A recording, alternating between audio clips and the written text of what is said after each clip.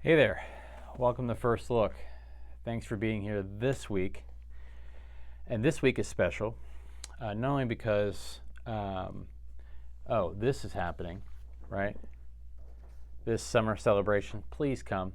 Please tell all your friends. Please have them all come. At least, get yourself a taco and see a little Shakespeare. It's going to be fantastic. It's the summer celebration that we're having this Saturday from 4 to 7, rain or shine, indoors or outdoors.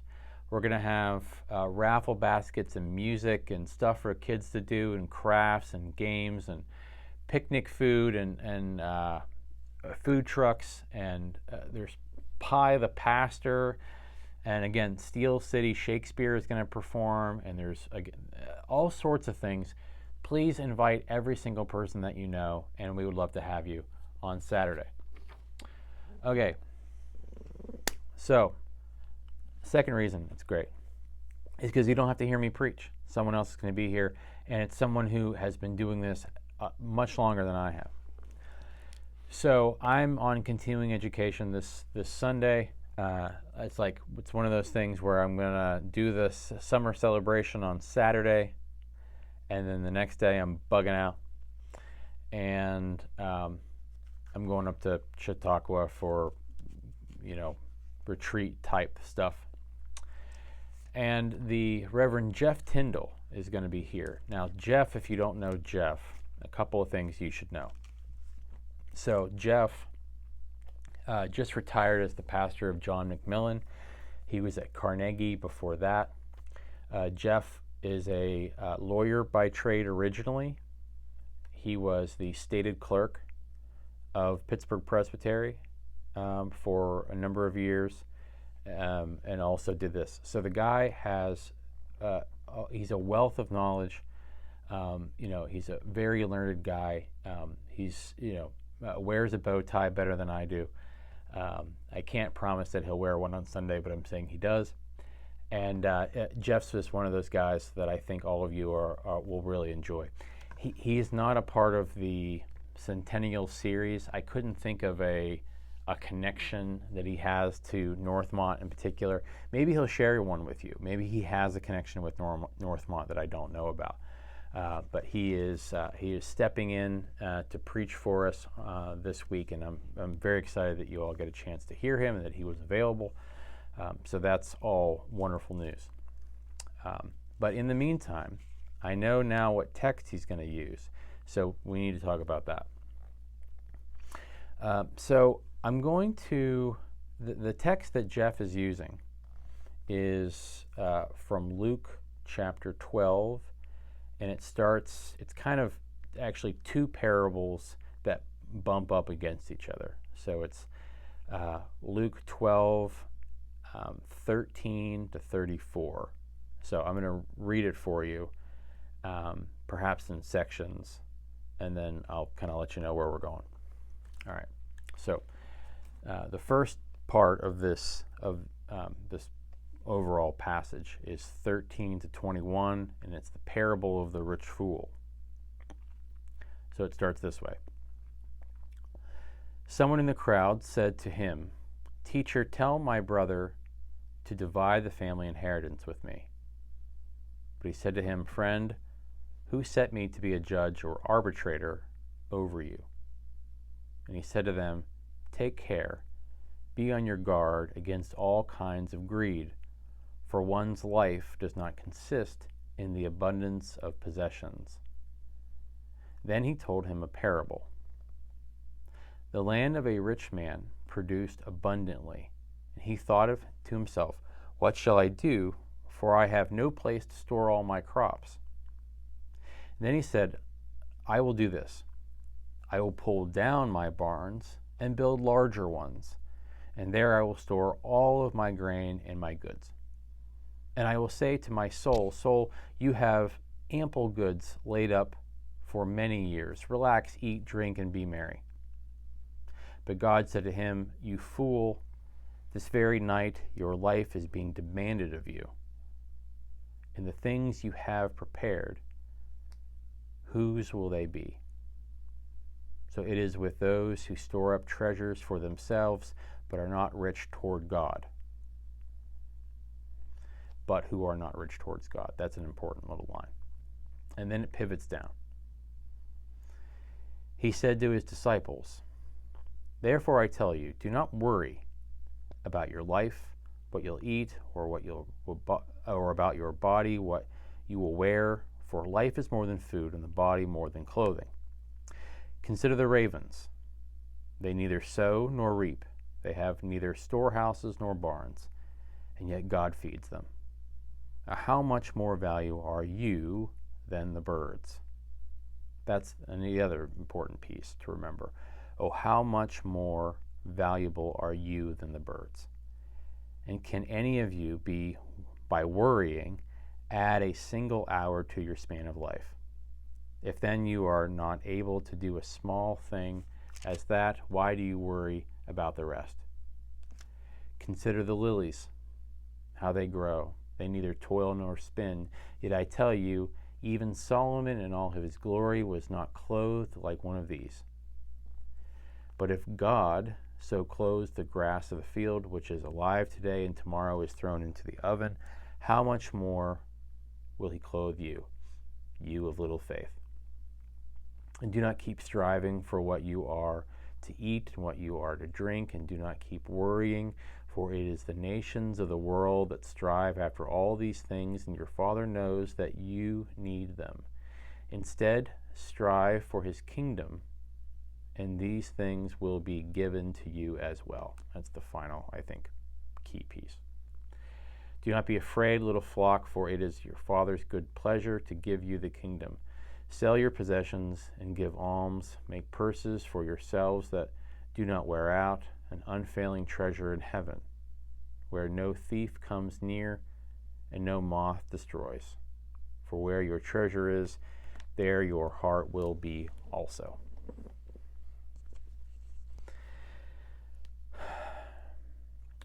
I love that passage, and I like talking about it. I'm actually good for Jeff for tackling it, because what I love about that text is that it kind of goes right for something that makes us feel nervous, right? Now, there are lots of passages that can make us feel that way. The passages that maybe challenge us to love people that we haven't always loved, right? Like, love your enemies. That's one of those texts that really challenges people. All of us are equal in the eyes of God, right? We have to think through what that means. Love your neighbor as yourself, right? Do I love my neighbor? Do I love myself? But this is one of those texts that talks about money. And I think we're a little bit more comfortable reading texts about money than we are hearing other people talk to us about money. And it's not because I don't think the issue is the fact that we have to then think about finances. All of us are in one way, shape, or form having to think about our finances. Some of us like investments, or some of us like just paycheck to paycheck, or salary, or how we allocate things, or how we divvy up our resources, or the cost of living. We think about that often just to kind of keep track of stuff.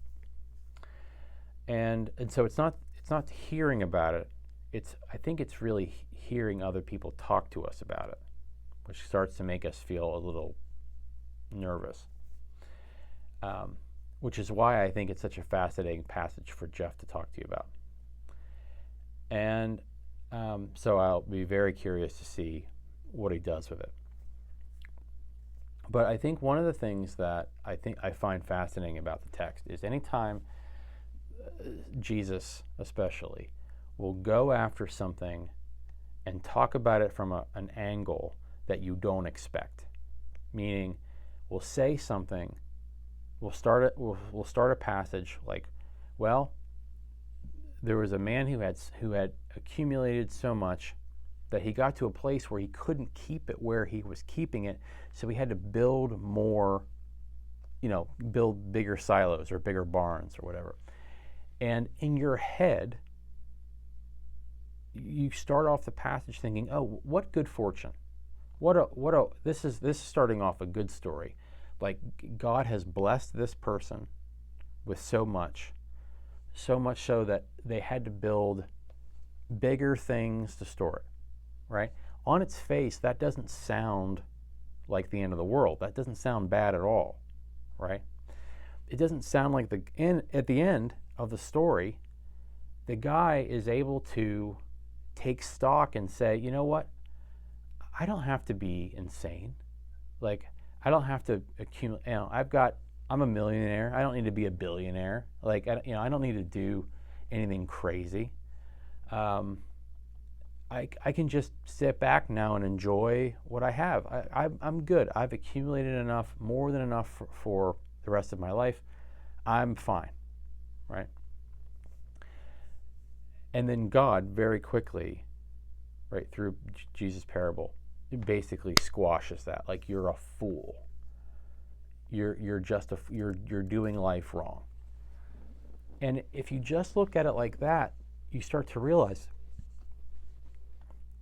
what am I supposed to do with that?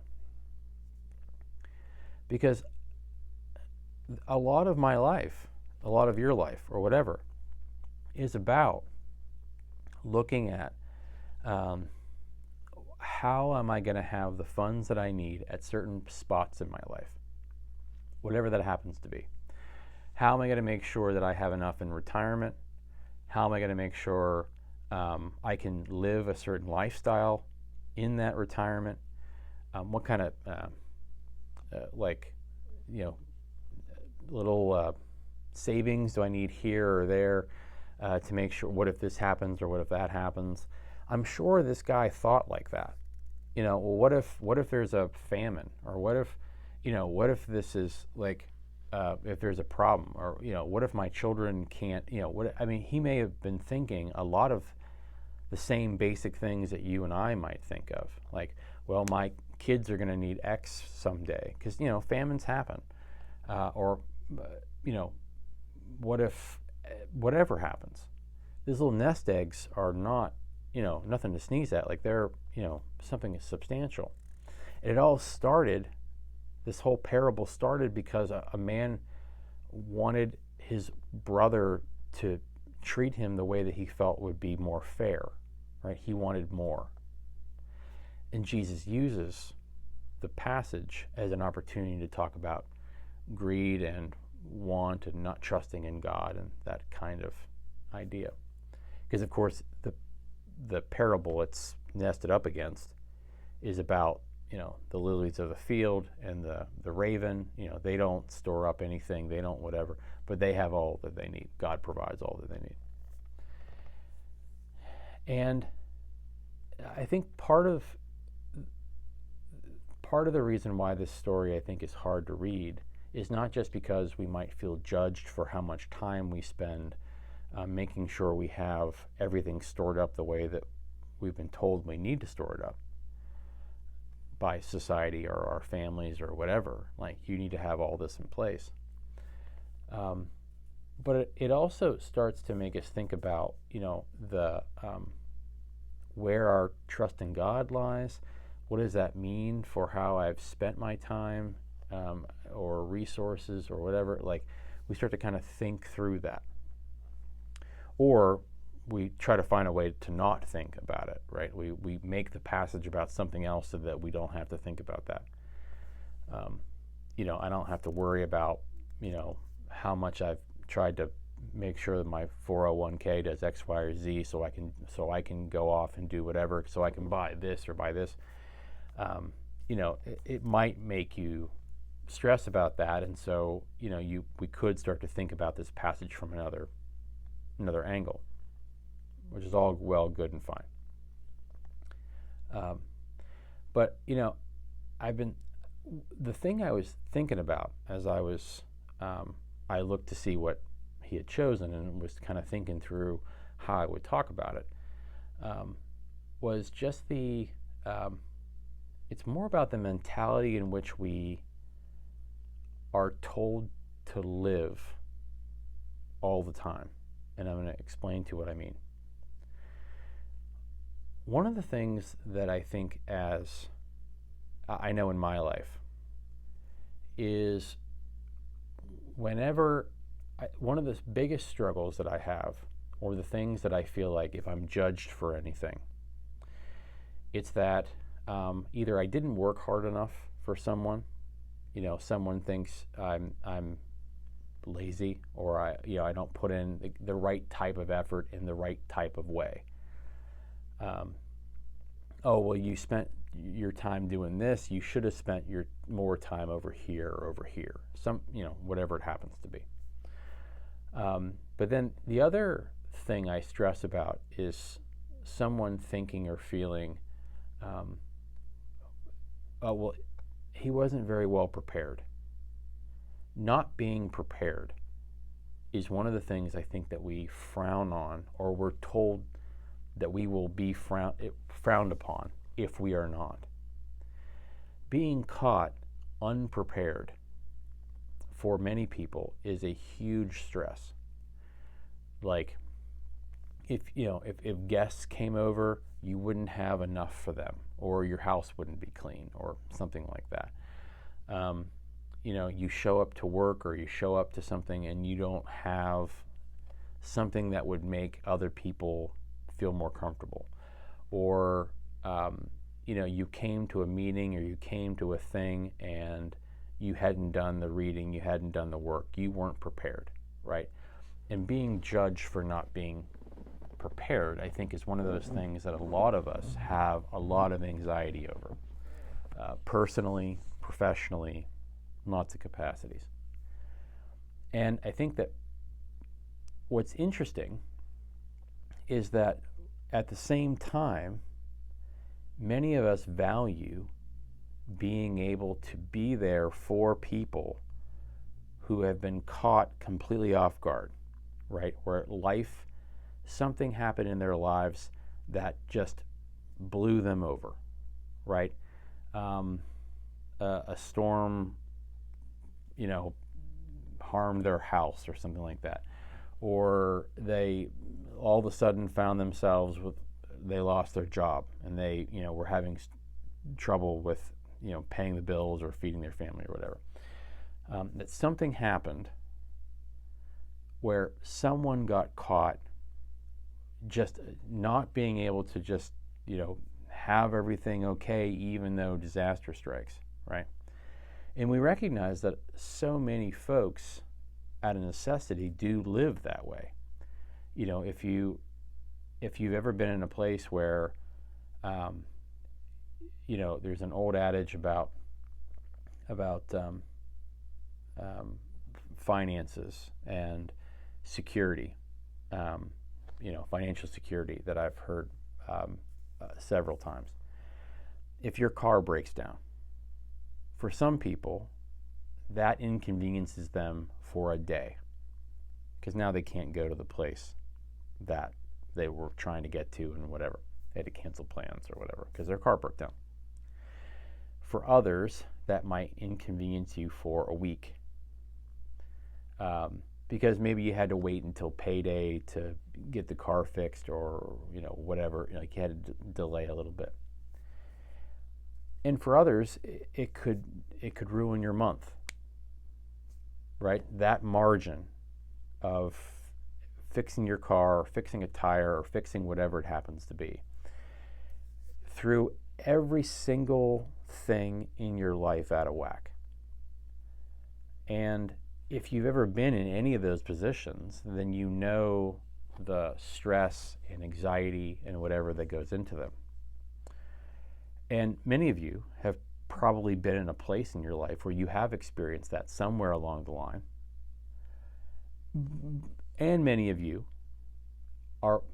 could also be in a place in your life that if you knew someone who was in that position, maybe that's not your position. Maybe your car breaking down, and you're at a stage of life or a place in your life currently where something happened to your car, it would inconvenience you for a day and not for a month. That you would be glad to help people, help someone in your life who was really struggling with that, like who had if your neighbor or nephew or whatever had a huge problem, you'd want to help them, and you'd feel good about helping them because you had enough resources to help them, and that's great. But being in that position, like you're more than happy to help them, and you might even be happy to help them judgment-free. But if you were in that position, if you were the one who needed that, you would either be extraordinarily stressed or extraordinarily embarrassed because you were in that position. And I think that's the place that I think deserves for me, again, this is just a first look, and I'm not preaching this, so I have nothing to sort of tie it to. I think that spot of what we're willing to do or accept for others when it comes to how we help or how we stand with them or whatever, if the shoe was on the other foot, we wouldn't be able to handle it. We wouldn't know how to handle it. And we might actually, whether we like to admit it or not, or whether we would ever say it out loud, kind of judge that person for being in that spot, even though we're going to help them anyway. That little aspect, that piece right there, I think is one key to this passage in general, is that at no point does Jesus say anything about wealth being a problem in and of itself, right? Having the capacity to have, things. That is not in and of itself the problem. It never has been, right? People are going to do well. They're going to invent something. They're going to work hard. They're going to inherit something. Whatever the case is, they're going to live in a way that they have plenty of things. But there's this fine line of how we treat ourselves, how we trust in God, how we trust in each other, how generous we're willing to be, what we really value in terms of safety and security, and all of that, I think, is a lot to wrestle with. And I think one of the wonderful things about this passage is that it gives us the space to think about that aspect, or all of that, in one story, and really, if we're willing to, spend time thinking about the part of that affects us the most. Whether it's the judgment part, whether it's the self-judgment part, whether it's the what do I rely on or trust the most, what don't I, what am I giving lip service to that I'm not really doing in my own life. I think any and all of those things are really worth exploring, and I think in one story you get an opportunity to land on and sit on the branch that you need to sit on. And I don't know, of course, what Reverend Tyndall will do with the passage, but I'm fascinated to know what you're going to do with it, regardless of how he kind of focuses that time. Something in there will hit you. I'm willing to bet something in this passage will hit you differently than it would hit me. Something in this you need to hear something unique in this text that your neighbor doesn't need to hear, but they need to hear the other thing. And that, I think, is what's wonderful about Scripture, is not only does Reverend Tyndall get the opportunity to kind of explore that in the way that he wants to or feels led to, but that you get to experience it through the lens in which you need to hear it this time around. Because maybe when you've heard it in the past, it hit you differently. You were in a different part of life or stage in life or different circumstance. I'm in a different circumstance now than I was 20 years ago, than I will be 20 years from now. So the way I hear it was probably a little bit different depending on, all that. That, I think, is the beauty of Scripture when it's something that has those layers to it. So my challenge to you, this should be true every time, but especially in a text like this, is to allow yourself to be a little uncomfortable. And if you're at any point along this story you feel uncomfortable, that's the part you should spend time on. Don't look for the comfortable part that makes you feel like, yeah, I can work on that. That's the easy part. Look for the uncomfortable part and then spend time there. That's my challenge to you, because I think this is one of those texts. Okay. Let me remind you again, before I let you go, thank you for doing this, to please come to this. Please get a neighbor, a friend, a coworker, a grandchild, and bring them. There's going to be snow cones. It's going to be great. Okay? So, thank you for being here this week. Thank you for being you. I hope to see you on Saturday, and I hope you stay cool, and I hope you have a wonderful week, and I'll see you next time for another First Look. Take care.